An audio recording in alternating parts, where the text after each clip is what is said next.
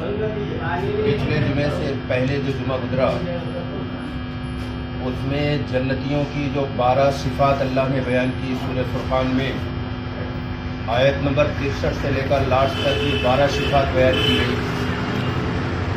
ان میں پہلی صفت جس کا تذکرہ ہم نے کیا تھا کہ اللہ نے جنتیوں کی پہلی صفت یہ بیان کیا وَعِبَادُ الرَّحْمَنِ الَّذِينَ يَمْشُونَ عَلَى الْأَرْضِ حَوْنًا وَإِذَا خَاطَبَهُمُ الْجَاهِلُونَ قَالُوا سَلَامًا. اور رحمان کے بندے وہ ہیں جو زمین پر عاجزی کے ساتھ چلتے ہیں اور جب جاہل لوگ ان سے بات کرتے ہیں تو سلام کہتے ہیں. چونکہ زمین پر عاجزی سے چلنے کے متعلق تو باتیں تفصیل سے ہو چکی تھیں، لیکن ایک جملہ اس کے متعلق کہہ کر کے آگے کے آیت کے ٹکڑے پر روشنی ڈالنا چاہوں گا. عقل مردے میں ہوتی ہے، مردے کا جسم لچتا نہیں، لیکن زندہ انسان میں عقل نہیں ہونی چاہیے. اگر کوئی زندگی میں عقل دکھاتا ہے تو وہ تو مردے کی مانند ہے. قرآن نے دوسرے مقام پر ایسے لوگوں کو مردہ کہا بھی ہے. آگے جو بات اللہ نے کہا ہے کہ جب جاہل لوگ ان سے جاہلانہ بات کرتے ہیں تو وہ ان سے الجھتے نہیں بلکہ سلامتی کے ساتھ نکل جاتے ہیں. یہ بڑی عجیب بات ہے. اگر اس بات کو 2% بھی لوگ سمجھ لیں، پوری دنیا میں 2%، تو میں سمجھتا ہوں دنیا کی بہت بڑی تباہی سے بچ جائیں گے. فطری طور پر اللہ نے حق کو اس زمین پر زندگی بخشا ہے، یہ فطرت ہے، اور باطل کے مقدر میں موت طے ہے. ایسی حالت میں باطل کی ہلاکت کے لیے صرف خاموشی کافی ہے. اس کے بارے میں بولنا، ہنگامہ کرنا اس کو زندگی دیتا ہے، اور اس کو نظر انداز کر کے خاموش ہو جائے تو اس کی موت کا سبب بن جاتا ہے. لیکن ایسا وہ لوگ کر پائیں گے جو فطرت کی طاقت کو جانتے ہیں اور فطرت کی طاقت پر بھروسہ کرتے ہیں. جو لوگ فطرت کی طاقت کو نہیں جانتے وہی لوگ باطل کے خلاف ہنگامہ کر کے اس کو زندگی دینے کا سبب بنتے ہیں. اب وہاں چالو کرو جا کر کے. میں اس کی ایک عملی مثال دے دوں بھائی، اس کو آپ آج خطبے میں چالو کر لینا، بیان میں نہیں، خطبے میں چالو کر لینا. ابھی امام صاحب جو خطبہ دیں گے تو چالو کر لینا. آپ ابھی ایسے چلنے دیجیے، زیادہ آدمی بھی نہیں ہے، آواز ہماری پہنچ جائے گی. تو میں یہ کہہ رہا تھا کہ باطل کے خلاف خاموشی اختیار کرنا اس میں کامیابی ہے، اور ہنگامہ کرنے سے باطل کو زندگی ملتی ہے، طاقت ملتی ہے. اس کو سمجھنے کے لیے میں ایک بہت عظیم شخصیت کا ایک جملہ لا رہا ہوں، پھر اس کی پریکٹیکل کچھ ثبوت دوں گا، پھر آگے نکل جاؤں گا. حضرت عمر رضی اللہ تعالیٰ عنہ کو کون نہیں جانتا؟ یہ امیر المومنین ہیں اور دنیا کے بڑے حصے پر ان کی حکومت تھی. ان کا ایک قول کتابوں میں لکھا ہے، حضرت عمر رضی اللہ تعالیٰ عنہ فرمایا باطل کو ہلاک کرو اس کے بارے میں خاموش رہ کر. میں سمجھتا ہوں یہ جملہ ہے تو بڑا معنی خیز اور بڑا اہم اور بڑی کامیابیاں اپنے لیے لیے ہوا ہے، لیکن عوام اور خواص اس کے برعکس جا رہے ہیں اس وقت موجودہ زمانے پوری دنیا میں. میں نے ابھی حضرت عمر کی اس قول کے پہلے ایک بات یہ بتایا کہ فطرت کا یہ قانون ہے کہ حق کو زندگی ملتی ہے، باطل کو موت. مقدر ہے، یہ پہلے سے طے ہے اللہ کی طرف سے. تو جب اس کے خلاف آپ ہنگامہ کرو گے تو اس کو زندگی ملے گی، اور جو خاموشی اختیار کر لو گے وہ مر جائے گا. اس کا ایک عملی ثبوت دے دوں. ابھی حال میں کچھ دن پہلے ایک آدمی نے ایک کتاب لکھی، اس کا نام تھا سیتانک ورسج. اس آدمی کی اس کتاب کے خلاف جو خاموشی سے کام کرنا چاہیے وہ دنیا کے ہمارے کسی رہنما نے نہیں کیا. کیا کیا؟ اس کے خلاف ہنگامہ کیا، اس کے خلاف احتجاج کیا، جلوس نکالا، نعرے بازی کیا. اس کے نتیجے میں اس کو کتنی طاقت ملی جانتے ہیں آپ؟ دنیا کی صفحے اول کی بکنے والی وہ کتاب ہو گئی، اور وہ زمین کا آدمی ارب پتی ہو گیا اسی کتاب کی بکنے سے. ارب پتی. اور پھر اس کو اسپیشل سیکورٹی بھی دی گئی. اگر حضرت عمر کے اس قول پر عمل کر لیا گیا ہوتا کہ باطل کو ہلاک کرو خاموش رہ کر کے، اسی دن وہ ختم ہو جاتا ہو۔ وہ کباڑ میں کتاب، غیر مسلموں نے مجھ سے کہا کہ یہ کتاب تو بالکل کوڑے دان میں پھینکنے لائق، کسی لائق نہیں ہے، لیکن ہمارے رہنماؤں نے چلا چلا کر اس کو اتنی اہمیت دیا، اتنی اہمیت دیا کہ ساری دنیا میں صفحے اول پر بکنے والی کتاب ہو گئی، اور وہ اسی کتاب کی انکم سے ارب پتی ہو گیا، اور لندن میں اس کی بہت ہائی کوالٹی کی لائف ہو گئی۔ لندن میں جیسے بڑے بڑے وزراء ومرا منسٹر وغیرہ رہتے ہیں، اس لیول پر وہ رہنے لگا، روڈ کا آدمی۔ یہ کس نے کیا؟ یہ ہمارے ان نادان جاہل رہنماؤں نے۔ جاہل کی کوئی برادری نہیں ہوتی، اور جاہل ان پڑھ کو نہیں کہتے، یہ ذہنوں میں رکھ لیجیے، آج خورد کے پھینک دیجیے اس جہالت کو کہ صاحب ان پڑھ کو جاہل کہتے ہیں۔ جاہل اسے کہتے ہیں جو جہالت کا کام کرے، چاہے وہ پورا پی ایچ ڈی ہو، اگر وہ جہالت کا کام کرتا ہے وہ جاہل مطلق ہے۔ ان پڑھ کو جاہل نہیں کہتے۔ ہمارے جاہل رہنماؤں نے اس کو ارب پتی بنایا، اور اگر میں اس پر بولوں کہ ہم نے کتنے سڑک پر چلنے والوں کو ارب پتی بنایا ہے، تو میں سمجھتا ہوں عصر کی اذان ہو جائے تو بھی یہ بات ختم نہیں ہوگی۔ زیادہ تفصیل میں جانے کی ضرورت میں نہیں سمجھتا، اتنے پر ہی میں آپ کو اکتفا کر کے بتا دینا چاہتا ہوں کہ باطل کے بارے میں خاموشی اختیار کر کے پرامن طریقے سے جو اس وقت کا تعمیری کام ہے وہ کرنا چاہیے، تب وہ آپ سے آپ مر جاتا ہے۔ ہنگامہ، احتجاج، نعرے بازی یہ باطل کو طاقت دیتا ہے، اور اس سے کبھی نہ مسئلہ حل ہوا نہ قیامت تک حل ہوگا۔ اس کی مثال بالکل ایسی سے کاٹ کی ہڈیاں، کاٹ کی ہڈیاں میں قیامت تک کوئی کھانا نہیں پکا سکتا ہے۔ کہ یہ احتجاج، یہ جلوس، یہ نعرے جو ہمارے جاہل رہنما کرتے ہیں، سوچتے ہیں امت کا مسئلہ حل ہو جائے اور جاہل قوم کی بھیڑ اکٹھا ہو جاتی ہے، یہ سب کاٹ کی ہڈیاں ہیں، اس سے کچھ نہیں ہونا۔ آگے بڑھتے ہیں۔ یہ تو پہلی صفت ہے جنتیوں کی، 12 صفت ہے سورہ فرقان میں۔ یہ 63 نمبر کی آیت سے 12 صفت شروع ہو رہی ہے کہ ایک صفت پر آدھا تو میں نے پچھلے جمعے کو کر دیا تھا، اور تھوڑا سا باقی تھا تو وہ ابھی کر دیا۔ اب اس کی دوسری صفت قرآن نے بیان کیا ہے، والذین یبیتون لربہم سجدا وقیاما۔ یہ دوسری صفت قرآن بیان کر رہا ہے، اور میں نے یہ سوچا تھا کہ اس پر بہت تفصیل سے روشنی ڈالنا ہے، کیونکہ جب سے اس مسجد کو بیان کر رہا ہوں ہمارے مقتدیوں کے بہت سارے مطالبے بھی تھے بیچاروں کے، اور بار بار وعدہ وعدہ وعدہ ٹل رہا تھا، اب کریں گے اب کریں گے اب کریں گے۔ آج تو خود بخود موقع آ گیا کہ اس پر بولا جائے جس پر تمام مقتدیوں کی فرمائش تھی۔ لیکن یہ عجیب بات ہے کہ صرف 15 منٹ بچا ہے، 15 منٹ میں تو اس کا چوتھائی حصہ بھی نہیں پورا ہوگا۔ یہ اتنی اہم آیت ہے، والذین یبیتون لربہم سجدا وقیاما۔ اللہ نے کہا کہ جنتیوں کی دوسری صفت یہ ہے کہ وہ اپنے رب کے سامنے سجدے اور کھڑے رہنے میں راتیں گزارتے ہیں۔ یہ جنتی کی دوسری پہچان ہے۔ لیکن راتیں گزارنے سے مطلب یہ نہیں کہ وہ سوتے نہیں۔ بعض جاہلوں نے کتابوں میں لکھ دیا کہ سوتے نہیں، بیوقوفی کی باتیں ہیں، قرآن کے خلاف یہ ساری باتیں۔ نبی سوتے تھے، سارے صحابہ سوتے تھے۔ دین اتنا آسان ہے، اتنا آسان ہے کہ میں سمجھتا ہوں دنیا کا کوئی کام اتنا آسان نہیں، لیکن ہم نے مشکل بنا دیا۔ قرآن سے رہنمائی لے کر کے شخصیات کو رہنما جب بنائے گا تو دین مشکل ہو جائے گا۔ پوری تاریخ قرآن اٹھا کے پیش کرتا ہے کہ دین مشکل کب ہوا۔ دین بہت آسان ہے۔ جو لوگ مغرب اور عشاء کی نماز پڑھتے ہیں اور فجر کی نماز پڑھتے ہیں، یہ رات میں داخل ہیں، یہ رات میں رب کے سامنے کھڑے ہونے میں ان کا شمار ہے۔ ایسا نہیں وہ پوری رات سوتے ہی نہیں تھے۔ ہاں، مزید اضافہ یہ ہے اور عظیمت کی بات ہے کہ اگر تھوڑی سی تہجد بھی کسی کو نصیب ہو جائے تو بہت بڑی بات ہے، لیکن رات کو رب کے سامنے سجدہ اور کھڑا رہنے میں، راتیں گزارنے میں وہ لوگ بھی شامل ہیں جو مغرب پڑھتے ہیں، مغرب رات میں پڑھی جاتی ہے، جو عشاء پڑھتے ہیں یہ رات میں ہوتی ہے، جو فجر پڑھتے ہیں یہ بھی رات میں ہوتی ہے، دن نہیں ہوتا ہے، یہ بھی اس میں داخل ہے۔ لیکن بھائی نماز کو ذرا سا سمجھنا پڑے گا۔ اللہ نے حضرت موسیٰ علیہ السلام سے کہا اقیموا الصلاۃ لذکری، بڑی اہم بات ہے۔ اگر اسی اتنی بات کو آپ لوگ سمجھ لینا تو میں سمجھتا ہوں زندگیوں میں انقلاب آ جائے گا۔ آج میں ایک ایسی بات بتا رہا ہوں کہ شاید کبھی نہیں سنا ہوگا کہ نماز ہے کیا۔ اللہ نے موسیٰ علیہ السلام کو کہا، آپ سمجھتے ہیں موسیٰ کون ہے؟ یہ زمین پر واحد نبی ہے جو زمین پر رہ کر اللہ سے بات کرتے تھے۔ یہ شرف کسی اور کو حاصل نہیں۔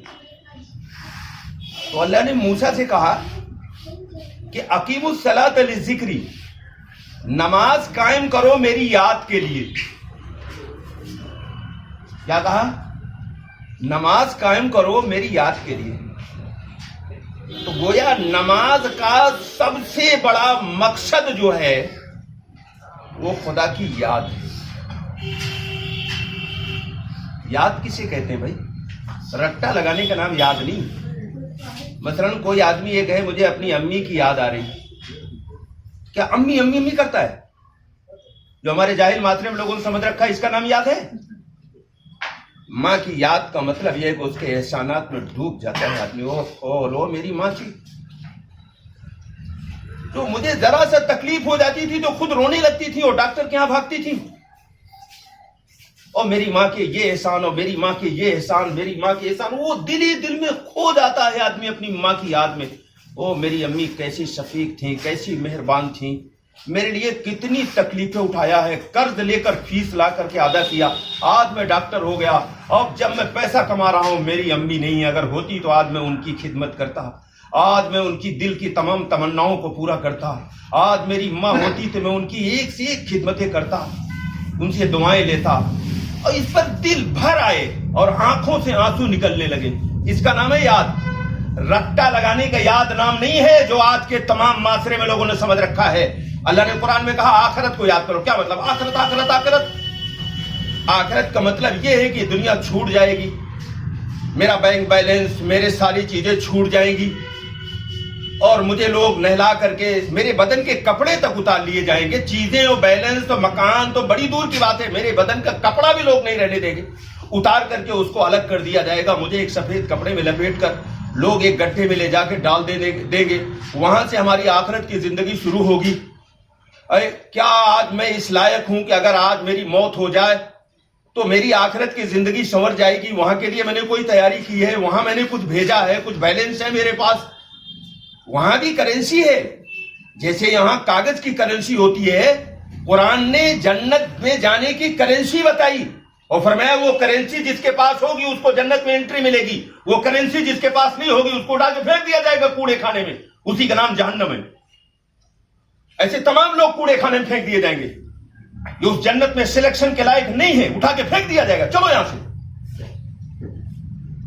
آخرت کی یاد رٹا لگانے کا نام نہیں. آخرت کو آدمی گہرائی سوچے کہ آخرت ہے کیا، اس کی تیاری ہم نے کتنا کیا ہے. اب آئیے، اب سمجھ میں آئے گا. اللہ نے کہا کہ اقیموا الصلاۃ لذکری، اے موسیٰ نماز قائم کرو میری یاد کے لیے. اور یاد کبھی قیامت تک اللہ کی ممکن نہیں جب تک نماز میں جو کچھ پڑھتا ہے اس کا مطلب نہ جانے. آپ کیا پڑھ رہے ہیں؟ ٹیپ ریکارڈر ہے، اس کو کچھ پتہ ہی نہیں. 2 رکعت میں اس نے کیا پڑھا خود پتہ نہیں، عادت پڑی ہوئی پڑھا اور سلام پھیر دیا. ایسی قیامت تک نماز پڑھتے رہیے، کچھ نہیں ہونے والا ہے. اس سے کچھ نہیں ہونے والا. اس سے اللہ کی یاد نہیں ہوتی ہے.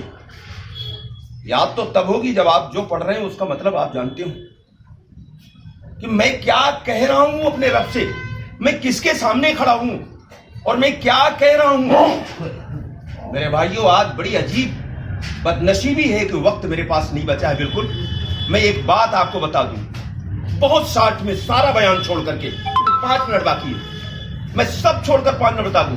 حضرت عمر کے ایک جملے سے آج میں اس کی تشریح کروں گا اور اس جملے میں کئی گھنٹے کی تقریر چھپی ہوئی. حضرت عمر نے اپنے دور خلافت میں تمام گورنروں کو یہ خط لکھا کہ میرے نزدیک تمام کام میں سب سے اہم کام نماز ہے. جو گورنر نماز کی حفاظت کرے گا وہ تمام اور کاموں کی حفاظت کرے گا. جو گورنر نماز کی حفاظت نہیں کرے گا اس کا مطلب وہ اور کام بھی صحیح ڈھنگ سے نہیں کرے گا. یہ حضرت عمر نے ایک تھرمامیٹر پیش کیا. اب میں اس کی تصریح اس انداز میں تو نہیں کروں گا، اس کا وقت نہیں ہے. میں اپنے انداز میں کچھ باتیں کہہ دوں تاکہ جلدی سے بات پوری ہو جائے.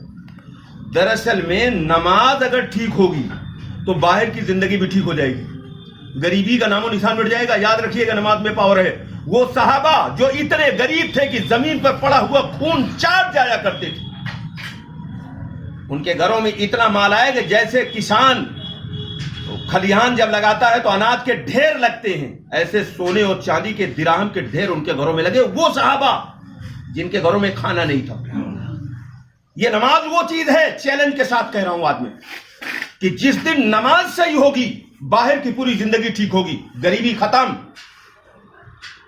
ٹینشن ختم، ہر لائن کی کامیابی اس کے قدم چومے گی۔ نماز اس کے لیے تھی، نماز اس کے لیے نہیں تھی کہ چلو یار پڑھ لے قبر میں کام آئے گی، یہاں تو میرا جھوٹ کام دے گا، یہاں تو ملاوٹ کام دے گا، یہاں تو مکاری کام دے گی، یہاں تو حسد کام دے گا، یہاں تو کینہ کام دے گا، یہاں تو انانیت کام دے گی۔ یہ تو مرنے کے بعد، ارے جو نماز تیری دنیا نہیں بنا سکتی وہ آخرت کیا بنائے گی؟ خاک۔ نماز صحیح ہے یا غلط اس کی پہچان یہ ہے کہ نمازی کی باہر کی زندگی ٹھیک ہوگی، تو اس کا مطلب نماز اس کی ٹھیک ہے، اور اگر باہر کی زندگی اس کی گڑبڑ، اس کا مطلب نماز اس کی ٹھیک ہو نہیں ہے، خالی ایسے رسم ادا کر رہا۔ کیونکہ وقت نہیں ہے، میں نے آج سوچا تو میں اس کو آج بہت تفصیل سے بیان کرتا، میں بہت شارٹ میں کچھ چیزیں لا رہا ہوں۔ یہ جو میں کہہ رہا ہوں یہ میری ہوائی باتیں نہیں ہیں، قرآن سے ثابت کروں؟ آئیے، قرآن کہتا ہے فَوَيْلٌ لِّلْمُصَلِّينَ الَّذِينَ هُمْ عَنْ صَلَاتِهِمْ سَاهُونَ، ہلاکت ہے اس نمازی کی جو اپنی نماز سے غافل ہے، یعنی اللہ کی طرف متوجہ نہیں ہوتا۔ جسم تو بظاہر نماز میں ہوتا ہے، دل نماز کے باہر ہوتا ہے، یعنی وہ اللہ کے علاوہ کہیں اور ہوتا ہے۔ پوری نماز یہی ہوتی ہے، تو اللہ نے اس نماز کے بارے میں کہا ہلاکت ہے، بربادی ہے ایسی نمازی کی۔ دنیا میں کوئی نماز پڑھے اور غریب ہو، نماز پڑھے اور کامیاب نہ ہو، نماز پڑھے اور عزت نہ ہو، نماز پڑھے اور کچھ نہ ہو، یہ ممکنات میں سے نہیں ہے۔ جیسے آگ اور پانی ایک جگہ نہیں ہو سکتے، ایسے صحیح نماز ہو اور دنیا میں مسئلے ہمارے الجھے ہوں، یہ ہو نہیں سکتا۔ لیکن یہ وہ دور ہے جس کے بارے میں حضور نے فرمایا تھا مسجدیں بھری ہوں گی، ہدایت سے خالی ہوں گی۔ دوسری نماز 60 میں قد افلح المؤمنون الذین هم فی صلاتهم خاشعون، کامیاب ہوگا وہ نمازی جو اپنے نماز میں خشوع کرے گا۔ ایک صحابی ہے حضرت عبادہ رضی اللہ تعالیٰ عنہ، انہوں نے فرمایا کہ میں بتاؤں سب سے پہلے دنیا میں کیا چیز اٹھائی جائے گی؟ نماز کا خشوع۔ تم دیکھو گے پورے مسجد میں ایک بھی آدمی خشوع سے نماز پڑھنے والا نہ ہوگا۔ اور رسول کے رازدار ابو حذیفہ نے کہا کہ میں جانتا ہوں اس زمین پر سب سے پہلے جو چیز اٹھائی جائے گی وہ نماز کا خشوع ہے، کہ پوری مسجد میں ایک بھی خشوع سے نماز پڑھنے والا نہیں ہوگا۔ ایک جملے میں خشوع کی وضاحت اگر یہ کروں تو وہ یہ ہے کہ رب اور بندے کے درمیان میں تیسرے کا گزر نہ ہو، یہ ہے خشوع والی نماز۔ اور اس کے آنے کی جو راہ ہے، جو سیڑھی ہے، وہ نماز میں جو کچھ پڑھتا ہے اس کا مطلب معلوم ہونا چاہیے۔ بڑا افسوس کی بات ہے، خالی ثنا کا مطلب اگر آپ کو بتاؤں تو حیرت میں ڈوب جاؤ گے آپ۔ سبحانک اللہم، سورہ فاتحہ کا جس دن ترجمہ کر دوں گا آپ پتہ نہیں کیا سوچو گے، کیا ہے یہ قرآن اور آج تک نہیں جانتے۔ خالی اتنے کا ترجمہ سنو چکے، گھڑی کے کانٹے اجازت نہیں دے رہے۔ سبحانک اللہم، اے اللہ میں تیری پاکی کا اقرار کرتا ہوں۔ کیا مطلب وہ جانتے ہیں آپ اس کا؟ ترجمے سے نہیں سمجھ میں آئے گا۔ 99% لوگوں کو ترجمے سے نہیں سمجھ میں آتا سبحانک اللہم میں تیری پاکی اقرار کرتا ہوں، کچھ نہیں سمجھا کیا مطلب ہوا۔ ایک مرتبہ جب میں بہت چھوٹا بچہ تھا، لیکن بچپن سے میں کالج میں بھی ڈیبیٹ کرتا تھا، بچپن سے پیدائشی میرا مزاج تھا، تو ایک اس وقت میرے گھر کے پاس میں ایک ندی تھی، اس میں کشتی چلتی، تب برج نہیں بنا ہوا تھا، تو اس میں ایک بہت بڑا اپنی مذہب کا رہنما سفر کر رہا تھا، غالباً وہ پنڈت تھے، اور ان کا ٹیلی ویژن میں بھی پروگرام آتا تھا، تو وہ کشتی پر بیٹھ کر کے وہ اپنے بڑے فضائل اور تاثرات بیان کر رہے تھے، اور لوگ سب بڑے مزے لے کر کے سن رہے تھے کہ بھائی یہ تو بڑا گیانی ہے، اور بتا رہے دیکھو ابھی بھگوان نے دودھ پیا، اسی وقت مندروں میں دودھ پلایا گیا تھا بھگوان کو۔ میں نے برجستہ کہا ماننے والے ذرا میری طرف آپ دیکھیے، وہ ایک دم پوری بھیڑ سے نکل کر کہنے کہیے، ہم نے کہا ایشور کی پریبھاشا آپ جانتے ہیں؟ سبحان اللہ، اللہ پاک ہے۔ میں نے ہندی میں ان سے کہا تھا اللہ پوتر ہے تمام عیبوں سے، بھوک لگنا ایک عیب ہے، سبحان اللہ، اللہ پاک ہے اس بھوک کے عیب سے، دودھ پینا ایک عیب ہے، سبحان اللہ، اللہ پاک ہے دودھ پینے والے عیب سے، نیند آنا ایک عیب ہے، پاخانہ ایک عیب ہے، پیشاب ایک عیب ہے، थकावट एक ऐब है, सुबहान अल्लाह, अल्लाह इन सारे ऐबों से पाक है। अब वो पूरी कश्ती के लोग हंसने लगे, वो पंडित जी का मुंह इतना हो गया। हमने कहा वो ईश्वर ही नहीं जो दूध पीता हो, वो तो एक गेम था, मुझे वो गेम भी मालूम था, लेकिन उसूल ये भी कि उसको शर्मिंदा न करो। मैं आगे अगर कह देता कि ये दूध कहाँ इकट्ठा हो रहा था और इसके पीछे पूरे हिंदुस्तान में क्या गेम खेला गया, तो शायद वो शर्मिंदा हो जाते। इस्लाम ने ये भी कहा जरा इज्जत का पर्दा रखो, उसको शर्मिंदा न करो। मैंने इतने कहा कि ईश्वर दूध नहीं पीता। ये कब? जब मुझे सना का मतलब मालूम था। मैं समझता हूं मैंने ये जिस अंदाज में मैंने सुभान अल्लाहुम्मा, अभी तो पूरी सना नहीं हुई ना, सना तो इससे आगे है ना। मैंने सना का एक जुमला पढ़ा, इसकी जिस अंदाज में मैंने वजाहत की है, शायद ही कोई जानता हो कि सुभान अल्लाह इस अंदाज से समझने की जरूरत है। तो अभी तो हम सना के पहले जुमले का मतलब नहीं जानते। क्या दुनिया में कोई कारोबार अनजान बन के किया जाता है? आप बता दीजिए, आप जितने हैं यहां तकरीबन बिजनेसमैन है, 60% बिजनेसमैन यहां बैठे। क्या कोई कारोबार बगैर जाने हुए अनजाने में किया जाता है? नमाज का पहला जुमला का मतलब नहीं जानते हम और नमाज पढ़ते हैं। क्या ये नमाज है? इससे फायदा होगा, इससे खुदा की याद होगी, इससे हकीकी नमाज मिलेगी, इससे आपके मसाइल दुनिया के हल होंगे। कुछ नहीं होना इससे। एक जमाने से आपको झूठे फजाइल सुना सुना करके दिलेर कर दिया गया और तकरीबन 4 महीने से मेरे बयान सुन रहे हो। मैं कुरान के हर आयत साबित करता हूं कि जितने झूठे फजाइल है गलत है, कुरान उसको रद्द कर रहा है।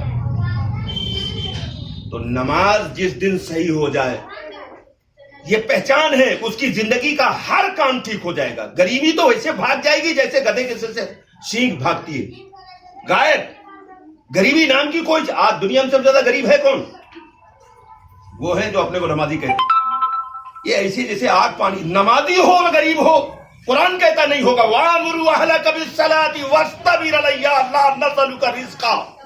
ऐ मोहम्मद नमाज की पाबंदी करिए, रिस्क तो हम देंगे।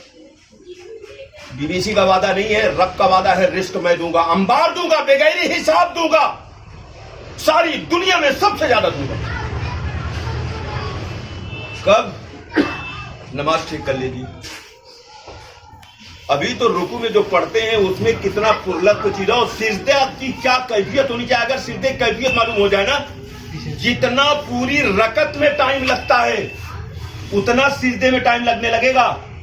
मैंने एक मरतबा बॉम्बे में एक डॉक्टर सऊद मेरे दोस्त हैं, आजकल गालिबन लंदन में है वो, और उन्होंने 40 साल की उम्र में शादी नहीं किया था। और उनकी कुछ खूबी लोगों ने बताया कि उन्होंने जिंदगी में कभी किसी गैर महरम को नजर भर के नहीं देखा।